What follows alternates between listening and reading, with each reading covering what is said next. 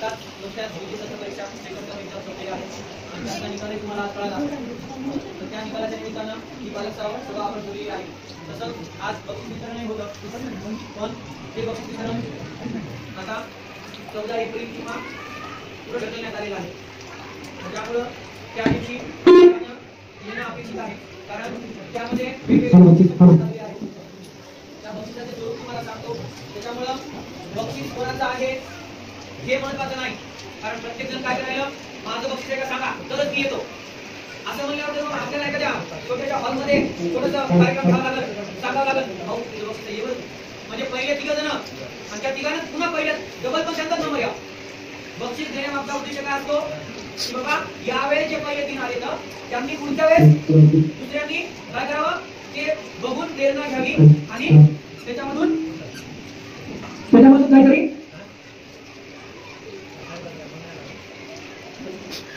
काहीतरी बोध घेऊन त्यांनी अभ्यास करावा आणि त्यांना मोटिवेशन मिळावं. त्यानंतर पुढच्या वेळेस बक्षीस बदलावे. पहिल्या युनिट टेस्टला तेच बस आला, दुसऱ्या युनिट टेस्टला तेच बस आला, तिसऱ्या युनिट टेस्टला तेच बस आला.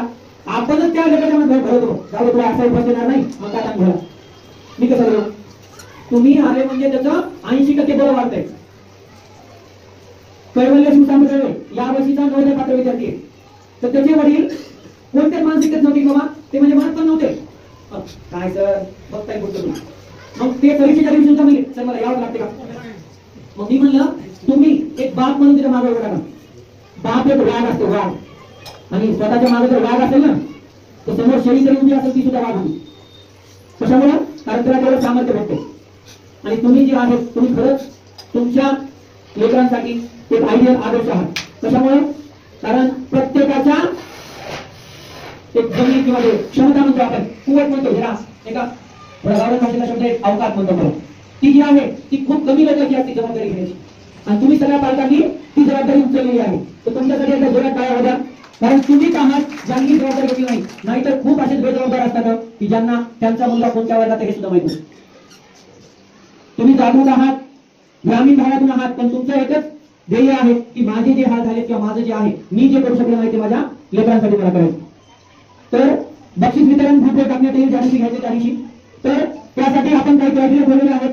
वार्षिक परीक्षेमध्ये जो प्रथम द्वितीय तृतीय येईल आपल्याकडं एका वर्गामध्ये 30 विद्यार्थी बसतात. 30 विद्यार्थ्यांमधून प्रथम द्वितीय तृतीय असे 3 बक्षीस आहेत, plus student of the class म्हणजे जो रेग्युलर येतो, जो युनिफॉर्म व्यवस्थित राहतो, त्याचा अभ्यास व्यवस्थित असतो, असं एक क्रायटेरिया आहे. त्याच्यामध्ये त्याचा अकॅडमिक मध्ये प्रत्येक जण चांगलं नसतं आणि आपण अपेक्षा ठेवणे चुकीची आहे की याला एवढेच मार्क पडले पाहिजे, त्याला तेवढेच मार्क पडले पाहिजे. आता एक मुलगा आहे क्लासमध्ये त्याला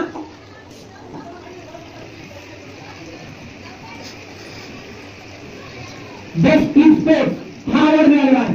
त्याच्या वडील कशामुळे आले माहिती का, मुलाला प्रायव्हेट माहिती करत कशाला पण त्याला माहितच नाही मिळालं तुमच्या वडिलाला तुमच्या मुलाला बक्षीस मिळालेले. आता ते लेकरू बाकीच्या सगळ्यांची लेकराचे वडील येणार समोर, आई वडील येणार सोबत उभं राहणार, फोटो काढणार, आणि ते लेकरू एकटंच. कशामुळे आई वडील आहेत त्याला. तुम्ही म्हणता मान्य आहे मला, आता खूप पालक काय करायला देतात वेळ नाही, वेळ नाही तर काय त्याच्यासाठी तुम्ही करायची त्यासाठी वेळ नाही का. कारण तुम्ही एवढा सगळं परिस्थिती करायला कुठे जायचं आहे ना, कुठे प्लॉट घ्यायचंय, कुठे काही घेऊन ठेवायचं, कुठे काय करायचंय, कुठे घर बांधायचंय, सगळ्या गोष्टी त्या लेखासाठी देतात. श्रीमंत लोक किंवा मोठी लोक मोठ्याची लेखं शिकतात आपली शिकत मोठं कोणी नाही. जे वेळ काढते त्याला आपण मोठं होतो. कोणी काय करते एखादा आवड घेण्यासाठी आता ही ट्रॉफी तुमच्या मुलाला भेटल्यावर तुमच्या मुलाचं स्टेटस घेणं तुमचं काम आहे. त्याचं मोठे लोक भेटतात, ते मोठे लोक काम करतो आपण म्हणतो त्याला मोठे म्हणून ते मोठे होतात. मोठं कोणी नाही छोटं कोणी नाही. जे आपल्या लेकराचं कौतुक करते आपल्याला लेकराचं कौतुक करायचं अधिकार आपल्याला आहे ना, आणि ते तुम्ही केलं पाहिजे आणि तुम्ही ते करता. त्यानंतर रेग्युलर स्टुडंट जे विद्यार्थी रेग्युलर येतो शाळेमध्ये, आता बिमार पडला तर साहजिकच तुम्ही पण घरी राहणार. त्या व्यतिरिक्त जे विद्यार्थी रेग्युलर येतो त्यासाठी सुद्धा अवॉर्ड ठेवलेला आहे आपण. त्यानंतर बेसिक युनिफॉर्म आता काय मशीन सर असं सर युनिफॉर्म सर आज टाकल्या वाढल्या या सगळ्याच्याकडे एखादा विद्यार्थी असते एखाद्या दिवशी जर त्याचा युनिफॉर्म नसेल तर तो रडतो, तो शाळेत सुद्धा असतो आणि काळजीपूर्वक आई पण त्याची त्याला पाठायची युनिफॉर्म मध्ये. तर तशा विद्यार्थ्यांसाठी बेसिक युनिफॉर्म असा अवॉर्ड ठेवलेला आहे. बेसिक होमवर्क आता होमवर्क सगळ्यात महत्वाचा पॉईंट आहे. शाळेमध्ये शिकले जसं आपण एखादं कीर्तन ऐकतो बघा, कीर्तन ऐकतो ते सांगते सासूनाबद्दल, महाराज सांगतात सासूनाबद्दल, त्यानंतर सासून वागणं सुनानं सुनाचं वागलं आणि बघ्याचं कीर्तनातून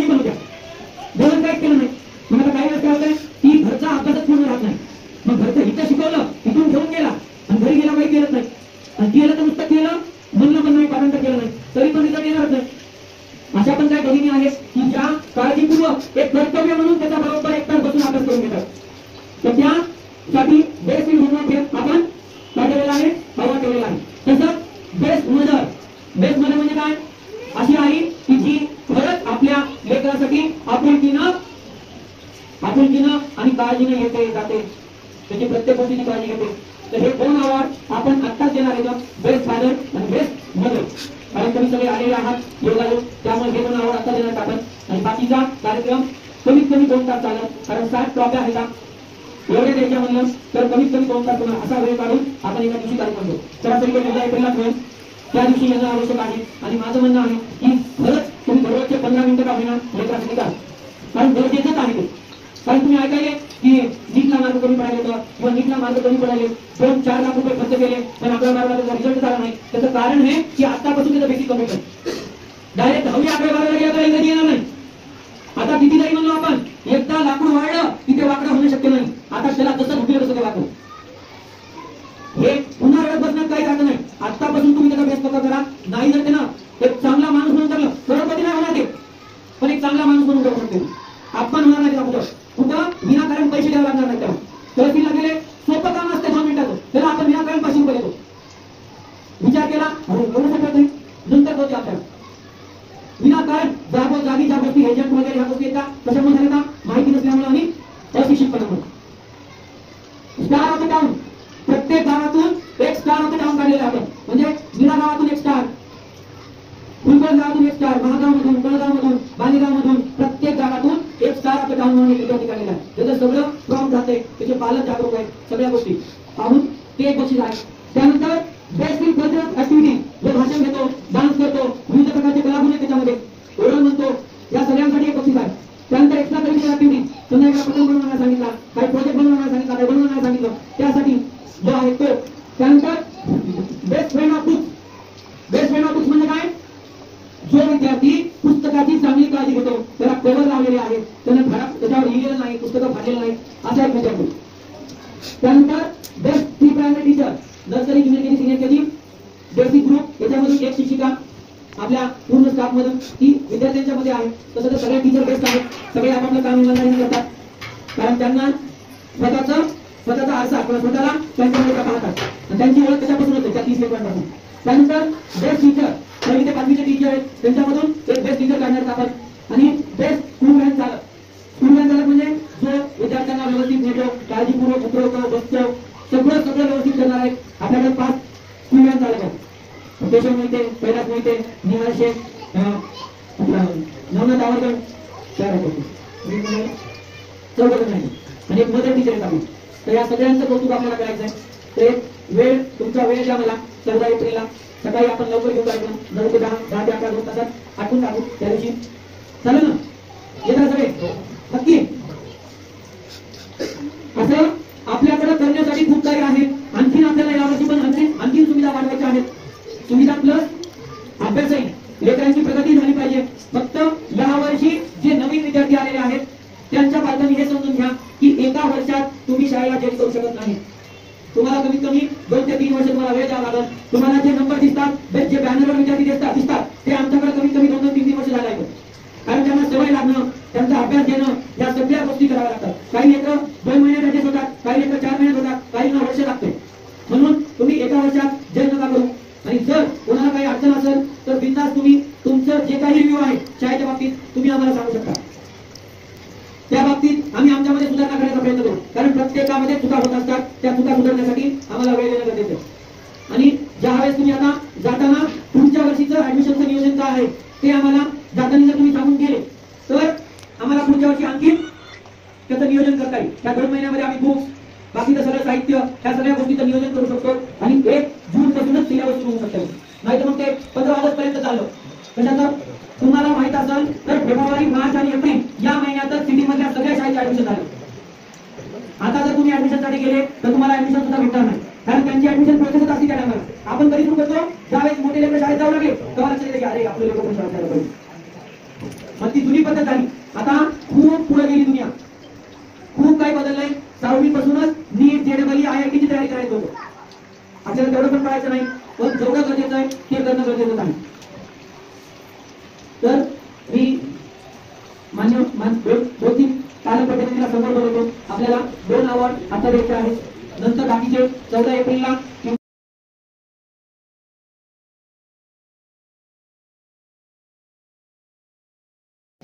प्रथम विद्यार्थी आणि student of the class nursery Godavari madam, Peru Sakshi Jadhav madam, इकडे मॅडम समोर या.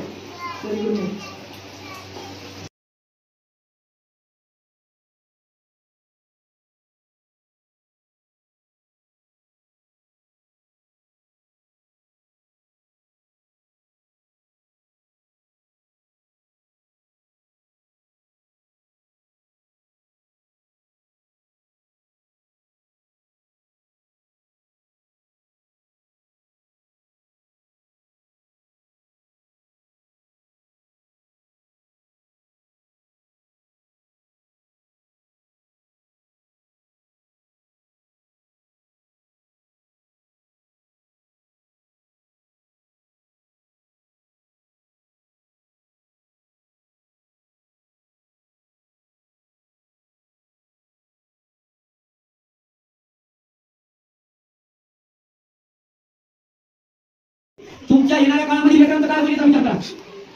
आणि त्यानुसार कॉम्पिटिशन किती वाढल, बेरोजगारी किती वाढल, त्यानुसार आपलं लेकरू त्या कॉम्पिटिशन मध्ये टिकलं पाहिजे. कारण व्यवसाय टाकून बघायचं म्हणलं तरी नॉलेज लागणारच आहे. कारण कुठं काय व्हायला काय नाही सगळ्या गोष्टीचा विचार करणं गरजेचं आहे. त्यानुसार वेळ द्या थोडा काढून त्या लेकरांना, असं गरजेचंच आहे. कारण तुम्हाला माहिती आहे की शिक्षणामुळे काय काय व्हायला. तुम्ही सर्वांनी खूप तुमचा बहुमूल्य वेळ दिला, त्याबद्दल तुमचं सर्वांचं धन्यवाद. जर कोणाचे माहिती व्हायची राहिली असतील तर त्यांनी त्यांच्या वर्ग शिक्षकांना विचारून घेणं. आणि शेवटचं आणि अत्यंत महत्वाचं, इथं मी खर्च खूप करतो. मी जर खर्च केला नसता तर मग मला काय वाटलं नसतं, फक्त खरं आली हे जर केलं असतं तर मग काय वाटलं नसतं. पण इथं पावली खर्च करावा लागतो. त्यामुळं तेवढं आर्थिक सहाय्य करणं पण गरजेचं आहे. महिला मंडळ हे डिपार्टमेंट तुम्ही घ्यायला पाहिजे.